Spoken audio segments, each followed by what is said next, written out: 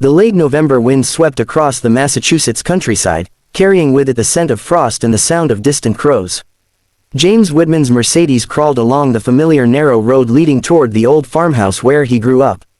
The headlights cut through the crisp dusk as he replayed the same worry that had plagued him for months: his father.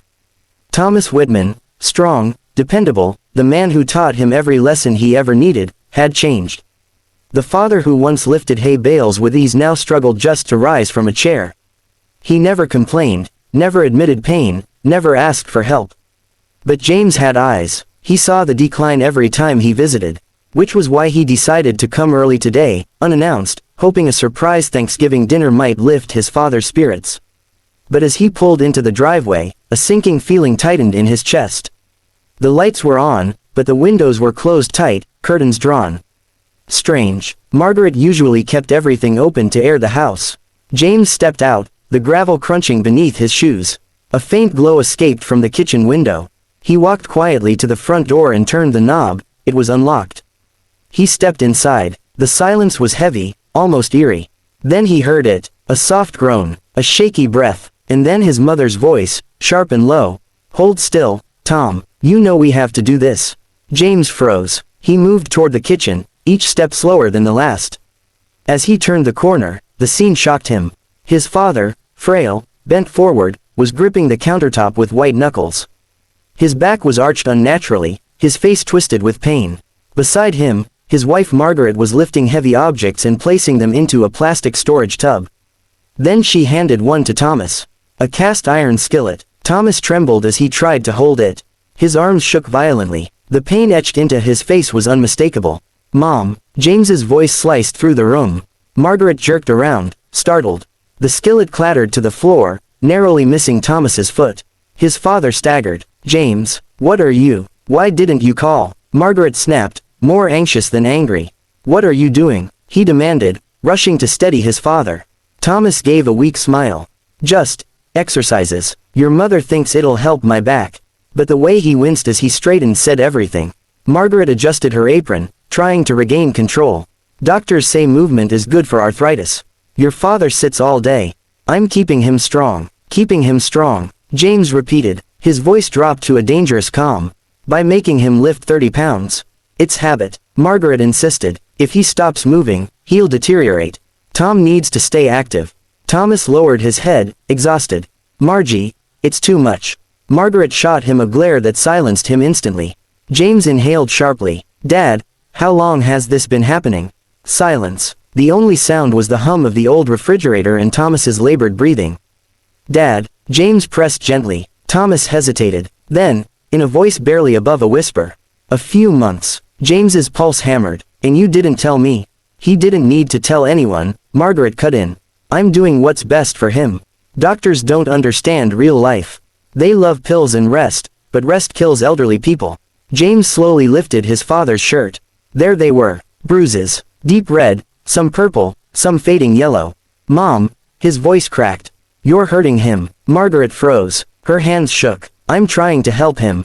"By breaking his back." James shot back. She looked away, breathing hard, as if holding back tears. "You don't understand," she said quietly. "He's slipping away from me.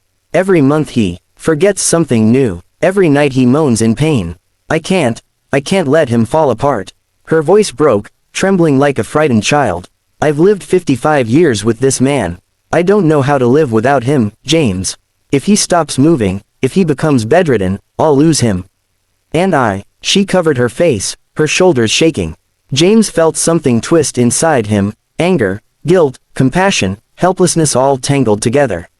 He took a slow breath. "Mom, fear doesn't give you the right to hurt him."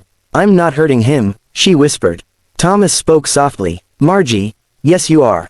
Margaret looked up sharply, her eyes filled with betrayal. "After everything I do for you, you say that?" James ran a hand through his hair, fighting back the urge to shout. "Mom, this isn't therapy. This is too much. He's not strong enough. You think I don't know that?" She whispered, tears now streaming freely. "Every time he groans, my heart cracks. But doing nothing terrifies me even more." She backed away a step. I watched my mother fade. First she stopped walking, then she stopped eating, then one day, she stopped waking up. And the doctors all said the same thing, she needed to keep moving. Her voice shook violently. I won't let that happen to Tom. But he isn't your mother, James said gently. He's your husband, and he's suffering. She pressed her hands to her mouth as if trying to hold in a scream. Thomas sank into a chair, exhausted. Margie, I'm not ready to go. But I can't live like this either. Please, stop pushing me so hard. Margaret stared at him as if seeing him for the first time, not as the strong bus driver of their youth, but as a fragile old man who needed gentleness, not discipline. She took one slow step forward. Then another. Tom, she knelt beside him, her hands trembling as she touched his cheek. I thought I was protecting you. He covered her hand with his. I know. James watched them, two people held together by decades of love, fear, and habit. The same habits that once kept them strong were now tearing them apart. We'll fix this, James said finally. But it stops today. No more heavy lifting. Tomorrow I'm taking Dad to Boston. Specialists. Real therapy. A plan that helps, not hurts. Margaret closed her eyes and nodded weakly. For the first time in months, Thomas exhaled with relief. The kitchen felt different now, lighter, quieter, like a storm had passed but left its damage behind. Tomorrow, everything would change. For better or worse. The next morning, cold winter sun poured through the farmhouse windows, brushing everything with pale gold. James had barely slept. He kept replaying the scene in the kitchen, his father trembling under the weight of those boxes, his mother insisting she was helping while breaking him piece by piece. Today had to be different. He arrived downstairs to find his father already dressed, sitting quietly at the table with a cup of tea. His hands trembled slightly as he held the mug. You ready for the trip? James asked softly. Thomas gave a small smile. As ready as these bones can be. James squeezed his shoulder. We're going to get real help, Dad. I promise. But just then, Margaret appeared in the doorway. She looked tired, eyes swollen from crying, movements stiff like her body had aged 10 years overnight. She placed a small lunch bag on the table without speaking. For the road, she finally said. Tom likes his sandwiches simple. Thomas looked up at her with gentle eyes. Thank you, Margie. But she didn't meet his gaze. Instead, she looked at James. I want to come. The request surprised him. Mom, this is just a consultation. You can rest. No. Her voice cracked. If there's news, good or bad, I need to hear it. James nodded slowly. Okay, you're coming. They drove in silence, the road a long ribbon of frost and gray asphalt. Occasionally, Thomas groaned under his breath, trying to hide the pain. Margaret clenched her hands in her lap each time, as if physically stopping herself from reaching out to push him again, the way she had done for months. When they reached Boston, they checked Thomas into Newberry Orthopedic Center, one of the best facilities in the state. The young specialist, Evans, greeted them warmly but professionally. Mr. Whitman, he said, shaking Thomas's hand, I've reviewed your previous scans, but I'd like to get updated imaging today. Pain can change quickly at your age. Thomas nodded, and I'll need to ask a few questions about your physical activity. Margaret stiffened, but the questions came anyway. How often do you lift objects at home? Thomas opened his mouth, but hesitated, glancing at Margaret. Dr. Evans noticed immediately. You can answer freely. This is about your health, not blame.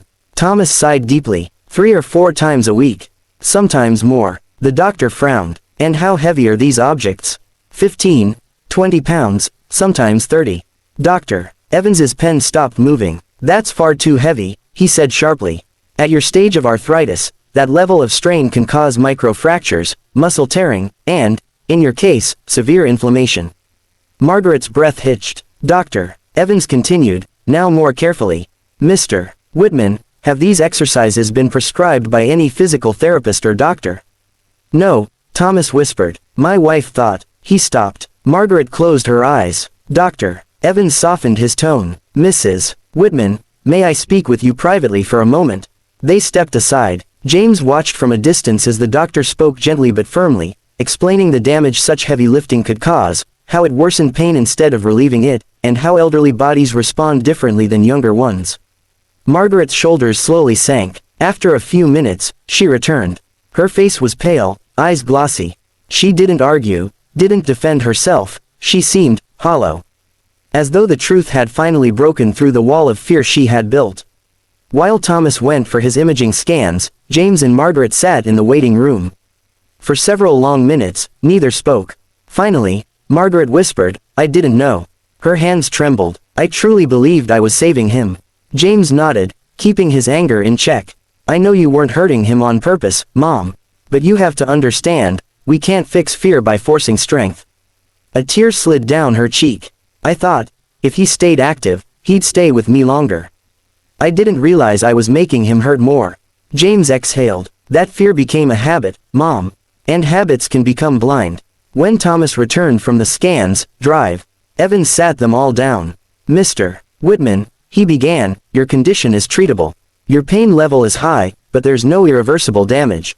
With proper therapy, medication adjustment, and a safe exercise plan, you'll see improvement." Thomas let out a long breath, relief, gratitude, hope. "But," the doctor added firmly, "no heavy lifting. Only light resistance, gentle mobility work, and supervised sessions. Pain should never exceed mild discomfort. You must be patient with your body." He turned to Margaret, "And the best support you can give him now is calm, safe encouragement, not force." Margaret nodded weakly, tears finally spilling. "I promise," she whispered. "I won't push him again." On the drive home, the silence felt different, softer, no longer filled with tension, but with humility and something like forgiveness. When they reached the farmhouse, Thomas touched Margaret's hand. "You were scared," he said gently. "I understand." She broke into quiet sobs. "I'm so sorry, Tom." He smiled softly. "We'll get through this, together." James watched them from the doorway, two people mending not just a body, but a bond twisted by fear and habit. That night, James stayed late, making tea, setting out blankets, helping his father settle into his chair. Margaret hovered close, not to push or correct, but simply to be present. For the first time in months, Thomas's face relaxed. The pain wasn't gone, but the fear behind it was. And that was the beginning of his healing.